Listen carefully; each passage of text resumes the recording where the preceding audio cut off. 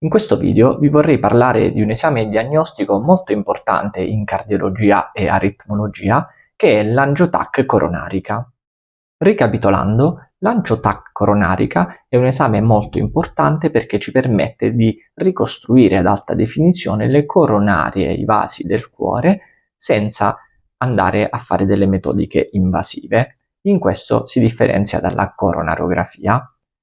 È un esame che viene utilizzato soprattutto nei casi in cui c'è un reale sospetto di restringimenti sui vasi del cuore, come in seguito a delle prove da sforzo risultate positive o dubbie, o ancora nei casi di frequenti aritmie dove si vuole andare a escludere che ci siano dei restringimenti sui vasi del cuore o anomalie di origine e decorso delle coronarie senza andare a fare la coronarografia.